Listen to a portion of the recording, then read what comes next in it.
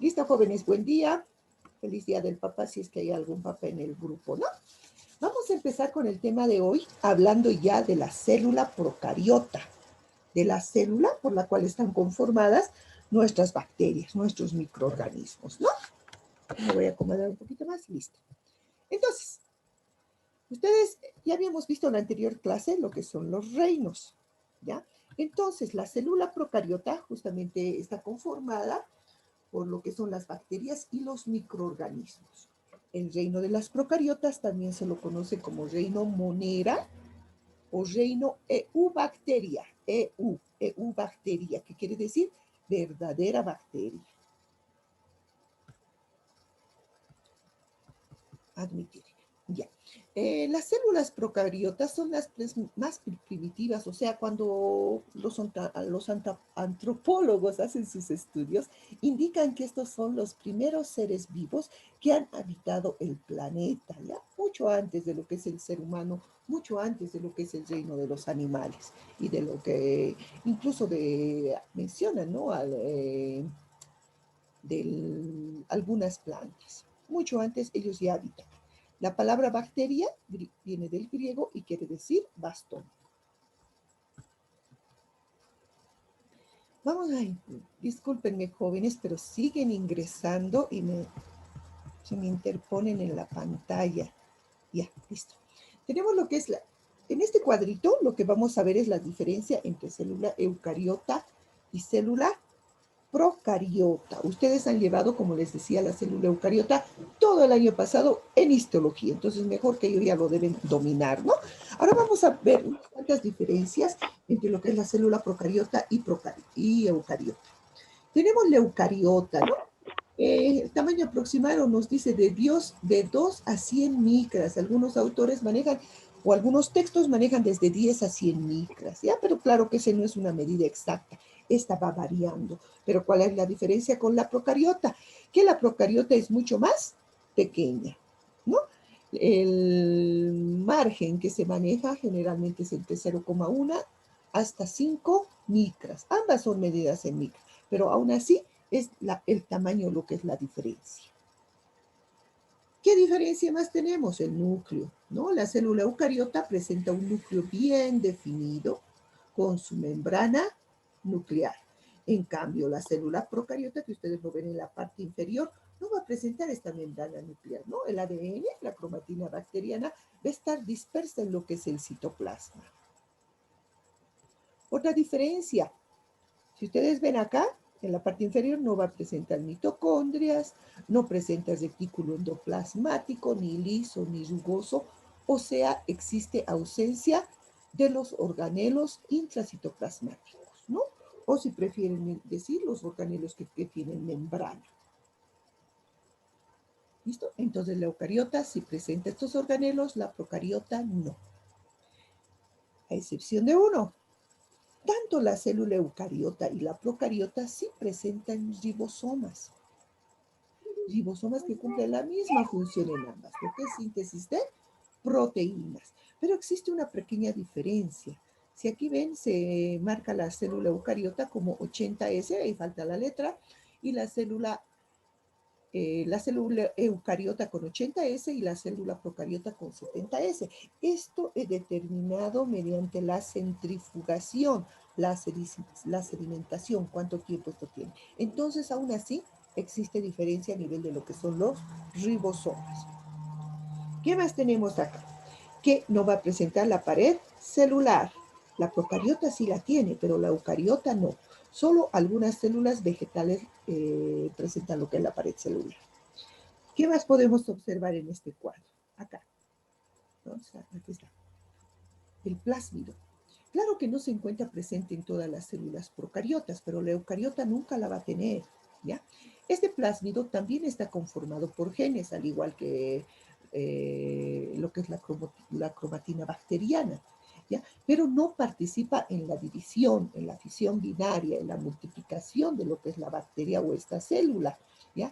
Generalmente sí es capaz de replicarse, pero independientemente de lo que es la cromatina bacteriana, o sea, el solito, ¿no? Se replica, se multiplica y una hebra le pasa a otra bacteria.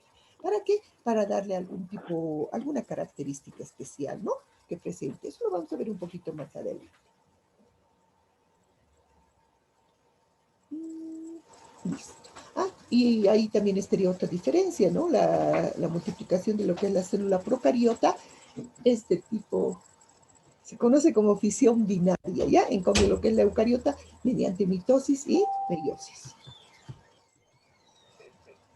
Ahí aquí tenemos un pequeño resumen, no poseen membrana nuclear, es decir, que su información hereditaria está suelta en el citoplasma. Son células poco complejas, ya que no poseen estructuras con membrana, organelos, ¿ya? Solo poseen ribosomas, pero aún así, según la sedimentación, estas son diferentes. Algunas veces presentan cápsula, eso vamos a ver ahora, la cual la protege de medios poco favorables por acidez excesiva, salinidad, pH extremo. ¿Y cómo va a estar compuesto de modo general lo que es la célula procariota? Por envoltura bacteriana, que a su vez va a estar formada por cápsula, pared celular, membrana plasmática. Tenemos el citoplasma, donde van a ir incluidos lo que son los ribosomas, puede contener plásmidos, y va, dentro de este también se engloba elementos extras, elementos que dan movilidad o adherencia a la célula, que se inician en el citoplasma, como es el flagelo, las fimbrias, los pilis. ¿Listo? Y tenemos lo que es el material genético, que va a participar en lo que es la fisión binaria. Cápsula bacteriana. Hablar de cápsula bacteriana es hablar de una especie de coloide, ¿ya? Cuando esta es homogénea se denomina cápsula bacteriana, pero cuando esta no es tan homogénea y más que nada forma como un entremallado, en este caso se le denomina glicocáliz. Esta cápsula bacteriana está conformada por lo que son polisacáridos, hidratos de carbono, ¿ya? Es característica de lo que son los grupos patógenos. La cápsula bacteriana aumenta la virulencia de estas células, de estas bacterias, ¿ya? ¿Y por qué lo va a aumentar? Porque existen también cápsulas bacterianas que están formadas por ácido hialurónico.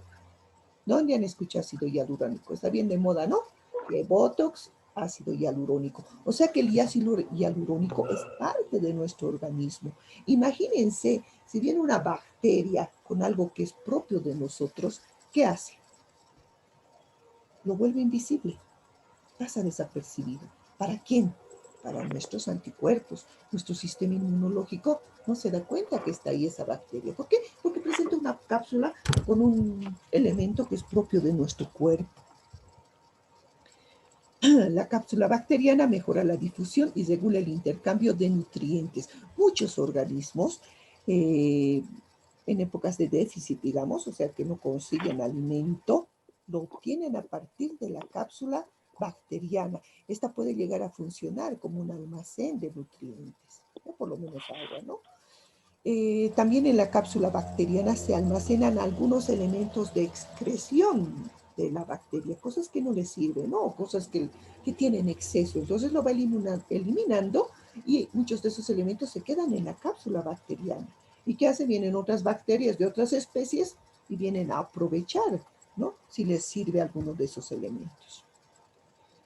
Que nos dice protección frente a agentes extraños, como les digo, le crea una barrera que no permite ver a nuestros anticuerpos los antígenos.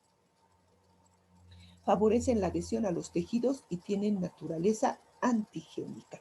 Cuando hablamos de antigénico, es de ciertas proteínas, ¿no? Ciertos elementos que son ajenos a nuestro organismo y que nuestro sistema inmunológico es capaz de detectar como extraño.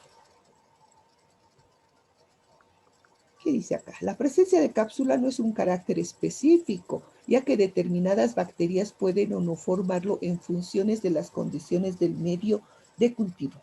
No quiero marearlos ya, pero existen científicos, estudiosos, investigadores que indican que prácticamente todas las células procariotas presentan esta cápsula, pero que en algunas células es tan ínfima, es tan delgada que no se la considera. Y es por eso que se dice que existen células procariotas que no pueden llegar a conformar la cápsula, que no pueden llegar a presentarla, ¿no? En nosotros en odontología, el principal ejemplo que manejamos de microorganismos que pueden presentar cápsula, Streptococcus mutans. Bueno, ahí está, ¿no? Y como se las ve al microscopio, ¿no? Para esto necesitan una tinción especial, ¿no? Que se pueda ver en blanco y negro. La tinta china es muy utilizada. ¿Listo? Entonces ya hemos visto cápsula. Justo por debajo de cápsula va a venir una estructura muy importante para lo que es la bacteria, lo que se conoce como pared celular. Pared celular está presente en todas las bacterias, la mayoría, ¿ya? Solo existen algunas, como se menciona lo que son los micoplasmas, entre los gram positivos los protoplastos y entre los gram negativos los esferoplastos. Al hablar de esferoplastos, se menciona que existe partes de la pared, pero existe partes como desnudas, digamos, que no presenta esta pared. Pero ¿cuál es lo importante en estas bacterias que aún pueden realizar? Metabolismo, pueden sobrevivir. Algunas paredes o algunas bacterias que no presentan en absoluto lo que es la pared celular, la pared bacteriana, y que son capaces de seguir metabolizando, incluso de seguir multiplicándose, se las conoce como células listas. ¿Qué tenemos acá? Tenemos las funciones de la pared celular. Nos dice que es una envoltura rígida que da forma a la bacteria. Soporta fuertes presiones osmóticas en su interior, ¿ya? La pared celular es la que no permite que esta bacteria explote, ¿ya? ¿Por qué? Porque la presión interna osmótica de las células procariotas puede ser tan intensa que puede llegar hasta 20 atmósferas.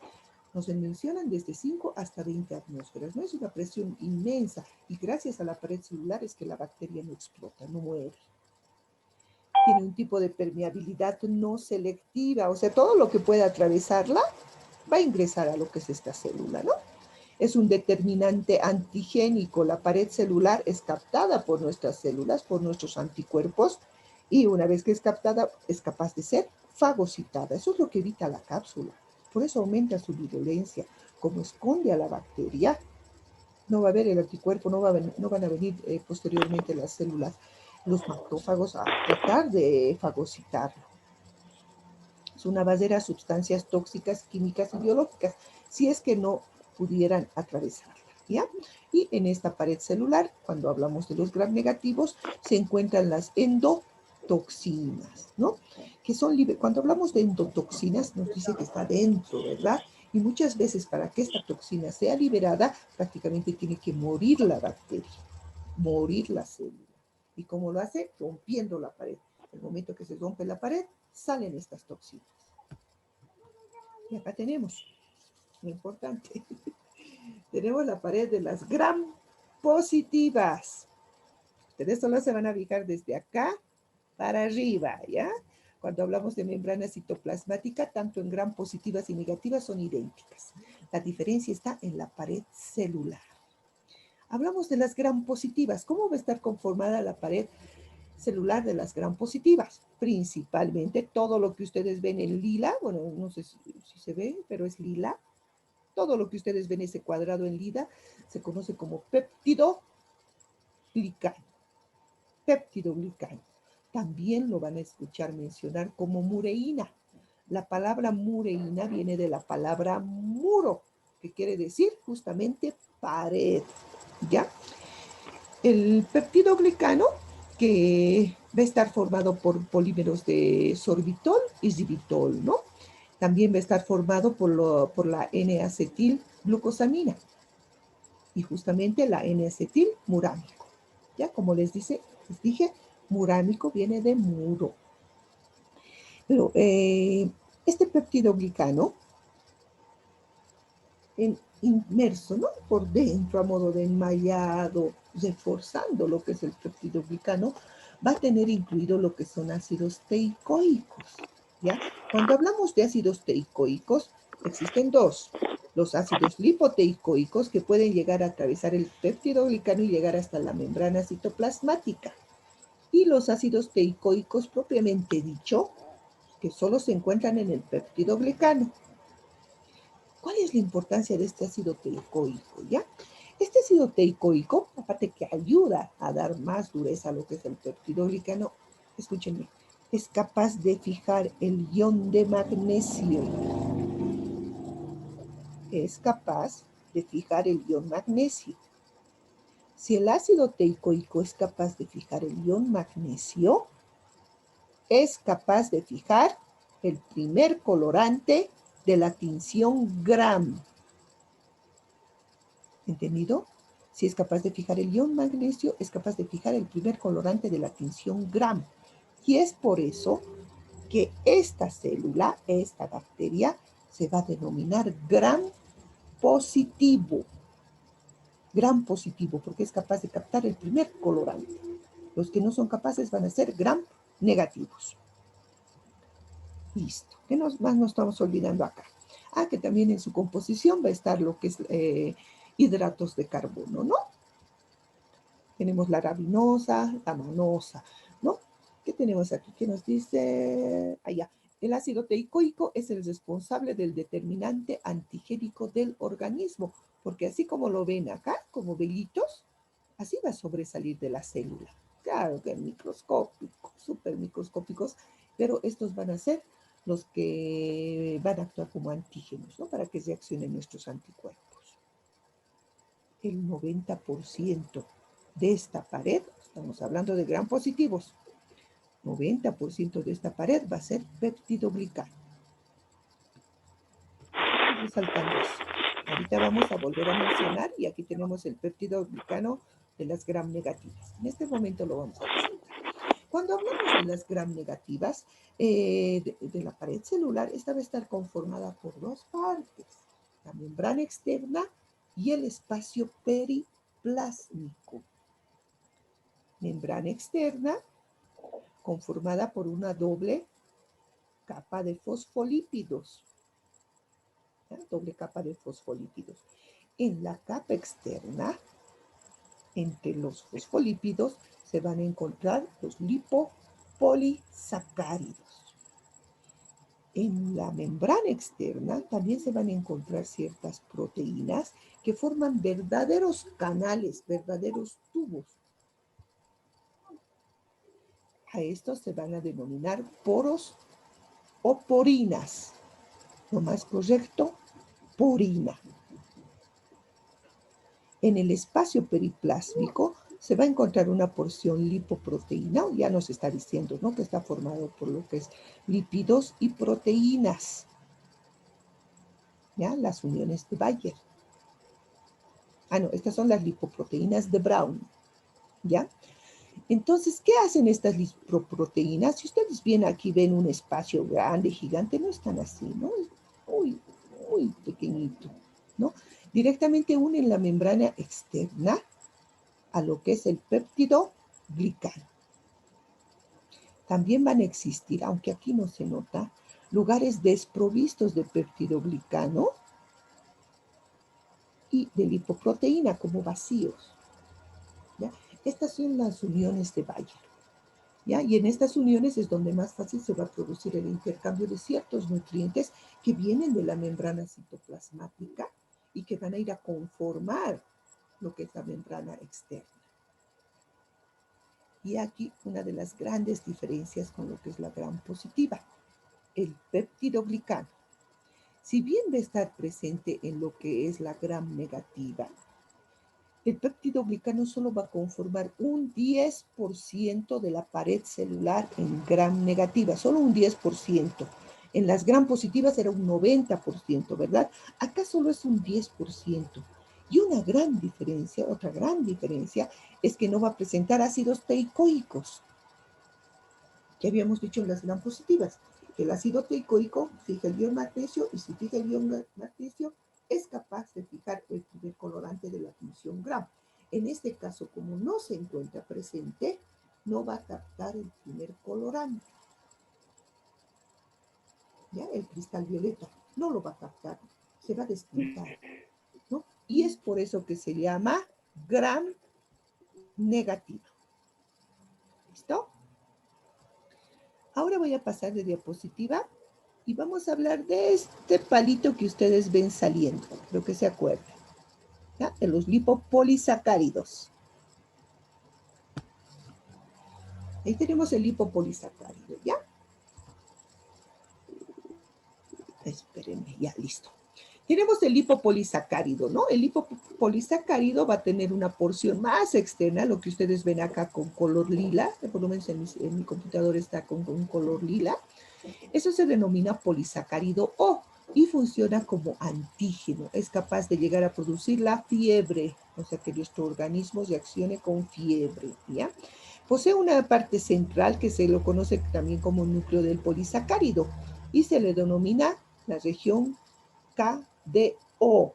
Lo que ustedes ven como rosadito, fucsia, lo deben ver en su computadora o en su celular, ¿no? La porción KDO.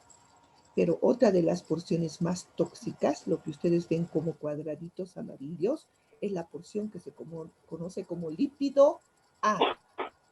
Esta porción lípido A, junto con el polisacárido O, son las porciones más tóxicas de este liposacárido, ¿no? Más presente en lo que son, o presente en lo que son las gram negativas. Por eso se dice que las gram negativas son más virulentas, ¿no?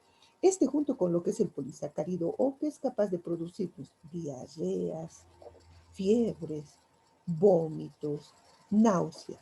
Este va a ser el causante. ¿Ya? Incluso un tipo de shock, una reacción de tipo anafiláctica nos podría dar. Listo, hasta ahí entendido, ¿no? Y aquí tenemos dibujado de otro modo las famosas porinas, ¿no? Va, ahí está. Tenemos membrana y pared celular, gram negativo, gram positivo. Gran diferencia, peptidoglicano, solo 10%, sin ácidos teicoicos. Peptidoglicano, 90%, todo este ancho. 90% de la pared de los gram positivos es peptidoglicano con presencia de hidratos de carbono y ácidos teicoicos. Y aquí, bueno, el espacio periplásmico, todos. Diferencias, tengo anotado, les voy a pasar, ¿no? La grabación en gram positiva es más ancha, 90% constituida por peptidoglicano, 10% ácido teico. Gram negativa, 10% solo de peptidoglicano, no hay ácido teicoico, presenta la capa adicional de lipopolisacáridos, que funciona como antígeno, ¿no? Y que es una de las porciones más tóxicas de lo que son las gram negativas, ¿ya? Por eso también hablan de endotoxinas, se rompe la pared y toda esa toxina sale, ¿no? Presencia de porinas que facilitan lo que es el transporte de ciertos elementos, todo lo que pueda atravesar la porina, principalmente lo que es agua, ¿no? Líquidos, lo va a hacer. Y presenta una zona periplasmática, un espacio. Ahí tenemos como deberíamos verlo, ¿no? Al microscopio, el color. Esta es la famosa tinción Gram, que bueno, cuando eran presenciales sí la realizaban, ¿no? Ahora ya es más teórico. Esta es la famosa tinción Gram, cristal violeta. Y les decía, capta el primer colorante cuando hablamos de lo que son los Gram positivos. Y generalmente se lo ve de un color azulado, medio azulito, ¿no? Bueno, los 30 segundos de lugol, los 30 segundos de decoloración y viene la segunda tinción, lo que es la safranina, ¿no? Que va a dar el color justamente a todo lo que aquí se ha decolorado prácticamente cuando pasa este proceso. Nosotros ponemos la tinción, cuando lavamos con lugol, alcohol, acetona, volvemos a ver nuestro portaobjeto transparente, todo se borra, ¿no? Entonces se pone recién el segundo colorante y ahí ya nos da la tinción para los gram negativos, que generalmente se lo ve rosado, medio fucsia, ¿no? Y ahí tiene, ¿no? Y ese es el gran mundo, ya uno piensa, no, voy a ver en microscopio una bacteria, ay, ¿cómo será? Y es así, así lo ven, como puntitos, redonditos, bastoncitos. Acá tenemos lo que son gram negativas, acá tenemos los gram positivos, estos azulitos, ya las otras son las células de defensa. Ya esos rosaditos son células de defensa. Y la bacteria son esos palitos azules. Y la membrana plasmática que es similar, ¿no?, a lo que presenta lo que son las células eucariotas, igual por una doble capa de fosfolípidos y proteínas que pueden llegar a atravesar totalmente la membrana o pueden estar incluidas dentro de ella. Cuando hablamos de la membrana plasmática, permeabilidad de tipo selectiva, ¿no?, según el gradiente de concentración, ¿no? Puede ser de tipo pasivo o puede ser de tipo activo, donde necesitaría, digamos, la producción de energía, ¿no?, cuando el elemento quiere entrar, pero en contra de un gradiente de concentración. La membrana plasmática, si bien cuando hablábamos de la célula eucariota, las mitocondrias son las responsables de lo que es la respiración de la célula, en la membrana plasmática existen ciertos elementos que se conocen como citocromos, ¿no? Estos se van a encontrar en la membrana plasmática y van a ser responsables de lo que es la respiración de la célula. Esta misma membrana plasmática, quiero que se le imagina así como los dedos, ¿no?, aquí con invaginaciones, con entrantes y salientes. A eso se va a denominar mesosomas. ¿Sí? ¿Y por qué? ¿Por qué hace esto la bacteria? La bacteria es tan inteligente, pero tan inteligente, que si esto fuera todo recto, ¿no?, el interior todo recto, sin ningún tipo de invaginación, si yo comparara, esto sería más corto, ¿verdad? Pero al realizar invaginaciones gana espacio y hace que la parte interna de la membrana sea mucho más larga, mucho más grande. ¿Para qué? Para poder producir más metabolismo, ¿ya? Para poder metabolizar todo el oxígeno, sus nutrientes, su crecimiento, todo, va a tener más espacio, está ganando campo. Ahora, cuando hablamos de estos mesosomas, se habla, ¿no?, de mesosomas laterales y de mesosomas septales. Los mesosomas laterales, ya les he dicho, ciertos elementos que se conocen como citocromos, que se encargan de lo que es la respiración de la célula. Cuando hablamos de los mesosomas septales, se habla de un tabique principal que se encuentra muy próximo ¿a quién? A la cromatina, al ADN de la bacteria. ¿Qué hace este tabique septal? Llega a fusionarse. Tengo mi mesosoma y comienza. ¿Qué? Hasta que esa unita era se llegue a producir dos, ¿no? Parte del ADN bacteriano se va a ir en una mitad y en la otra mitad otra parte. Y así se va a generar dos células procariotas. O sea, el mesosoma septal lo que va a hacer es participar en lo que es la fisión binaria. Denme un minutito, ¿dónde está esa sala de espera? Listo. Ya, siguen ingresando, jóvenes. Por favor, para las teóricas, si quisiera que ingresen puntualmente. Todo el momento que ven mi cursor hacia arriba es porque yo estoy yendo a admitir a los estudiantes. Listo. Tenemos el citoplasma bacteriano. Habíamos indicado que dentro del citoplasma bacteriano se van a encontrar incluidos lo que son los ribosomas que cumplan la misma función que la eucariota, síntesis de proteínas. También se pueden encontrar gránulos de inclusión, que son como almacenes de reserva, ¿no? En este podemos encontrar glucógeno, lípidos, que en algún momento pueden ser necesarios que esta célula los utilice, ¿no?, para su metabolismo. Tenemos el nucleoide, que habíamos dicho, ¿no?, que no presenta un núcleo definido, lo que es la célula procariota, y se va a encargar de lo que es los caracteres, ¿no?, de contener los caracteres genéticos de esta bacteria que van a ser transmitidos de generación en generación. También habíamos indicado que a partir del citoplasma se producían ciertos elementos que podían dar incluso movimiento a esta célula, como son los flagelos, las fimbrias, los cilios y los pilis. A estos se conocen como apéndices bacterianos. Apéndices bacterianos. Hablar de flagelos bacterianos es hablar de movimiento. Si bien actúan como antígenos, su función principal es el movimiento, muy celular al flagelo, ¿no?, de la célula eucariota, como es el espermatozoide, así largo, entonces le da movilidad. Hablar de flagelo es hablar de un movimiento como que la célula corriera, ¿no? Le hiciera correr el flagelo. En cambio, cuando hablamos de los, vamos a mencionar un ratito a lo que son las fimbrias, si bien la principal función de la fimbria es la adherencia, existen autores que indican que también le dan movimiento a la que es esta célula procariota. Pero cuando hablamos de fimbrias es como si caminara despacio, como si yo estuviera paseando, ¿no? Ese tipo de movimiento. Pero si en el examen les preguntaran, flagelos, movimiento, fimbrias, adherencia, ¿no? Aparte de antigenicidad, ¿no? O sea, actúan como elementos extraños, son elementos extraños a nuestro organismo.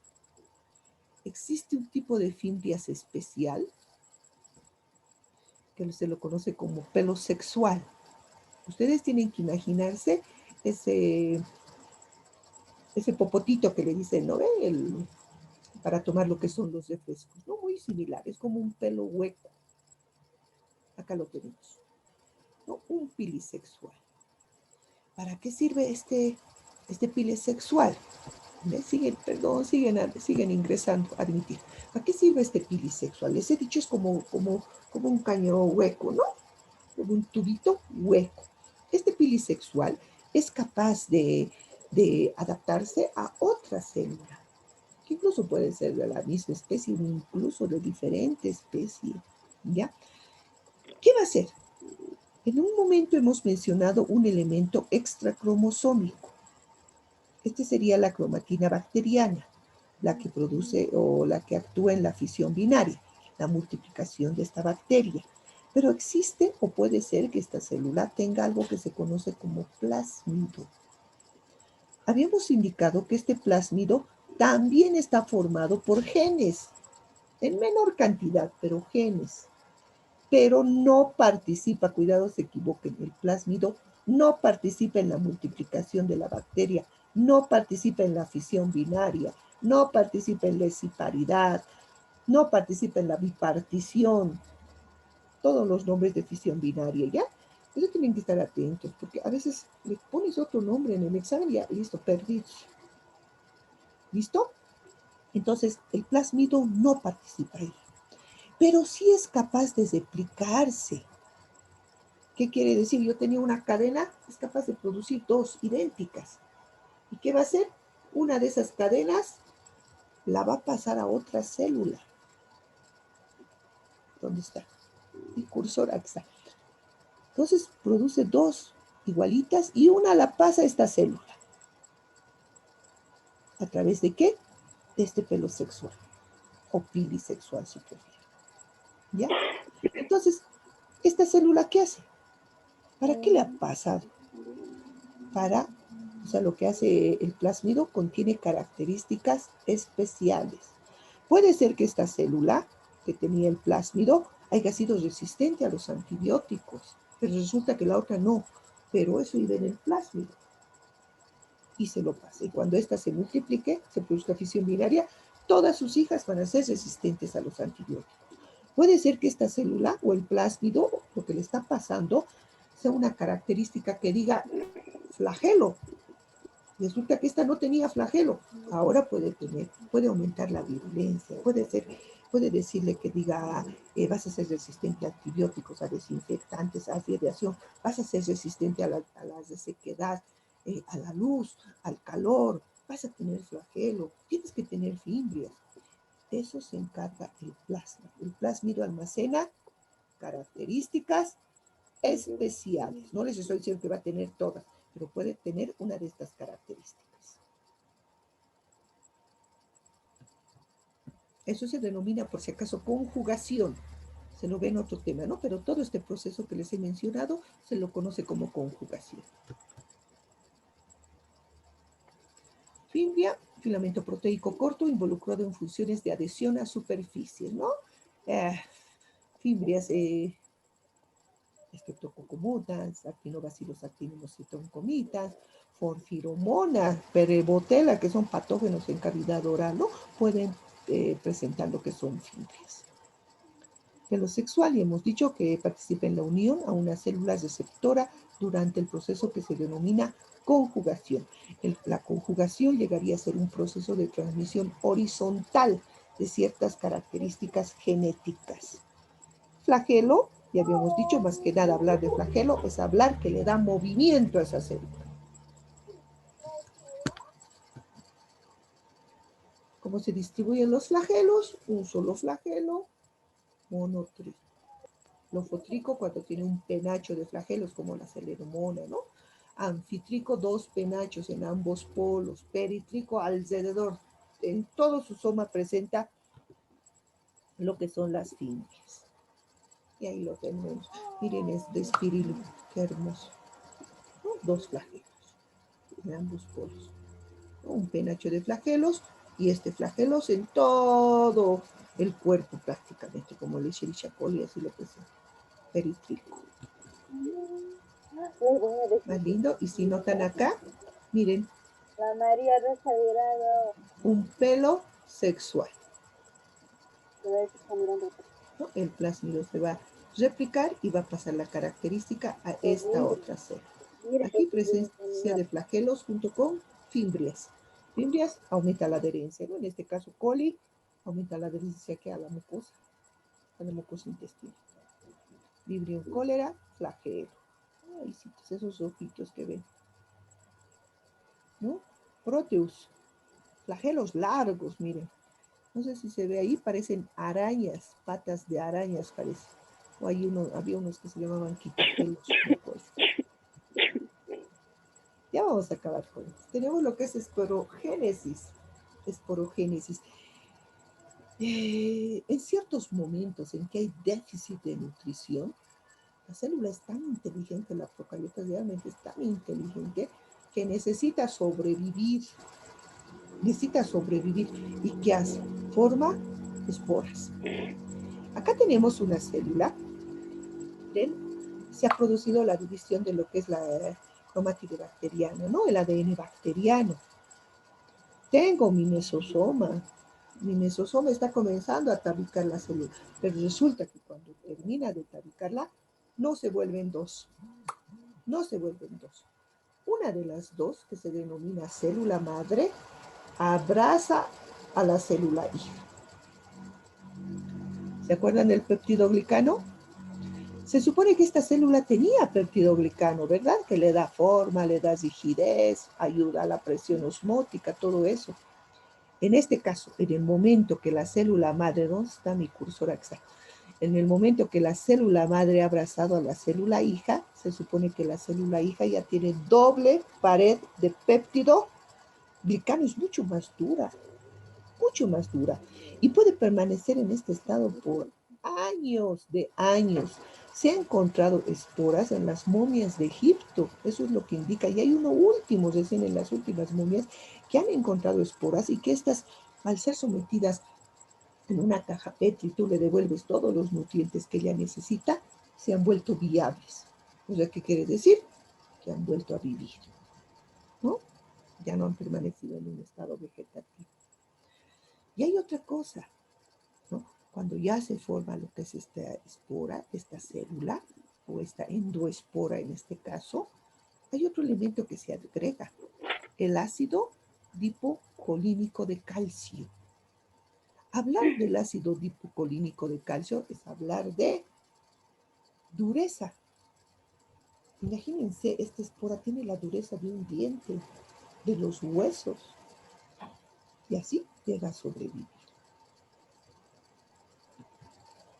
Ahí están algunos tipos de espora. El más conocido, ¿no? Alguna vez se les pregunta a ustedes, denos un ejemplo de una bacteria que produce espora. Perdidos. El más conocido, Clostridium tetani, jóvenes. ¿Cuál es el más conocido? El más común también, ¿no? Tenemos vacuna para el tétanos. Nos embaracemos vacuna, estamos en el colegio, vacuna a todas las mujeres, ¿no? Por el Clostridium tetani. ¿Ya? Esto no lo tienen, solo lo voy a mencionar. Creo que no lo tienen en su libro. Ya se puede formar endospora central, cuando está en la parte del medio, ¿no? Endospora subterminal, casi en la punta. Y cuando hablamos de endospora terminal, prácticamente está en un extremo de la bacteria. Y cuando esta bacteria va a ser vista al microscopio, se lo ve como palillitos de tambor. Esto me voy a pasar, esto es cuando no había la guía, chicos, así daban sus exámenes. Yo ponía esto y ustedes tenían que dibujar y poner en el curso sus nombres. Se han salvado que no sea virtual. Estos son los repasos, cómo daban ustedes. Ya acabamos, 3 diapositivas más, ¿ya? Uy. Perdón, ¿qué hora es? Está 11:30 en mi computadora. Ah, 12:17. Yo dije, ¿qué ha pasado? Muy temprano empezó, pensé, ya. ¿Dónde podemos encontrar a los organismos con este tipo de células? Las células del reino Monera, Procaria o Eubacteria. Ya, en los microorganismos, ¿no? Son seres unicelulares. Es un ser vivo que está compuesto por una sola célula. No conforma tejidos, no conforma órganos, nada de eso. Pero sí, para vivir, vive en colonias. Es imposible, ¿no? Que tú tomes una muestra de cavidad oral. Ay, aquí está un lactobacilo. No, ellos viven en colonias. Aparte que se multiplican pues a una velocidad increíble, ¿no? ¿Qué tenemos? Son unicelulares, solo están formados por una célula, pueden presentar diferentes formas celulares. Las células más comunes, bacilos, cocos y espiroquetas. Tirabuzón, ¿no? También pueden ser clasificados según la agrupación que formen, ¿no? El famoso estreptococo, por ejemplo, bueno, este es estreptobacilo, pero el estreptococo son los cocos que van a formar verdaderas cadenas, ¿no? Diplococos, grupos de 2, tetradas, grupos de 4, sarcinas, formas cuboides, existen de todo, ¿no? Pueden ser clasificados también de ese modo. La mayoría de las bacterias pueden clasificarse en 3 categorías de acuerdo a su respuesta al oxígeno. Pueden ser aerobias. ¿Nosotros somos aerobios? Creo que sí, Lea. No, sí somos aerobios. No podemos vivir sin la presencia de oxígeno. Lo mismo los microorganismos aerobios necesitan del oxígeno para poder sobrevivir. Existen bacterias anaerobias, que en este caso no. Por ejemplo, en cavidad oral, ¿qué buscan estas bacterias? Superficies profundas, ¿no? Existen bacterias específicas que se van a encontrar en el canal radicular, en el fondo del surco. ¿Por qué? Tratan de evitar el oxígeno, ¿no? ¿Y por qué se van ahí? Porque las bacterias que se encuentran encima se lo consumen todo el oxígeno y ellas permanecen vivas en el fondo. Tercer grupo, el anaerobio facultativo. Facultativo, aprende a vivir con oxígeno, sin oxígeno. Puede vivir con los dos, ¿no? Con presencia de oxígeno o sin oxígeno. Solo que en algunos casos, digamos que yo soy más aerobio que anaerobio, puedo vivir sin oxígeno, pero puede ser que no pueda multiplicar. La reproducción, cuando hablamos de células procariotas de bacterias, se conoce como fisión binaria, esciparidad, bipartición. Bajo condiciones óptimas, por ejemplo, Escherichia coli se puede dividir una vez cada 20 minutos, o sea que a las horas pueden ser millones. No es que ella, ¿no? Su célula hija igual, ya se va a poder dividir, se va a multiplicar. ¿Todas las bacterias son perjudiciales para el hombre? No. No. Existen bacterias de las que prácticamente participan en la industria alimentaria, producción de lácteos, quesos, vinos, cerveza, producción de antibióticos, ¿no? Muchos de ellos viven dentro de nuestro organismo, conocidos como microbiota normal, y su presencia no es mala, por eso no es bueno, chicos, los que son mamás, papás, por favor, esta diarrea, lo que les dice el doctor, no puede estar para siempre con antibiótico. ¿Por qué? Porque va de la flora microbiana normal.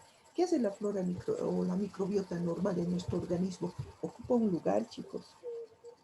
Es como si nosotros somos 85, no sé cuántos en un paralelo, que a los 85 estamos en el curso, viene, yo qué sé, otro curso, ellos son los malos y quieren entrar. Como nosotros estamos, no pueden. Esa parte de función cumple lo que es la microbiota normal. Miren, ¿quién está ingresando? Ya estoy acabando. Ya. ¿En qué estaba? En que puede ocupar un lugar, ¿no? Dentro de nuestro organismo, protegiéndolos de los microorganismos patógenos, de que ellos no lleguen a ingresar. Ahora, el mínimo, ¿no? De todos los bacterias, cuando hablamos de bacterias, generalmente siempre las asociamos con que son malas, malas, pero acabamos de ver que no, ¿no? Si bien un mínimo, unos mencionan que ni siquiera el 1%, ¿no? De los microorganismos son malos, pero ¿por qué se los considera malos? Porque son los más estudiados. ¿Por qué tratan de estudiar? Para dar un tratamiento, una solución, es lo que ha pasado con el famoso coronavirus, ¿verdad? Todo el mundo, no solo uno, todo el mundo, Alemania, Estados Unidos, todos han tratado de estudiar. ¿Para qué? Tratando de encontrar lo que es la cura, la vacuna. No son los más estudiados y por lo tanto son los más conocidos. Listos, jóvenes, ¿qué hora es? Justo un minuto falta. Listo, jóvenes. No sé si existe alguna consulta.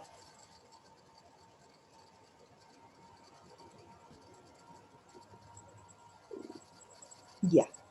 Felicidades. Voy a dejar de grabar, pausar, detener.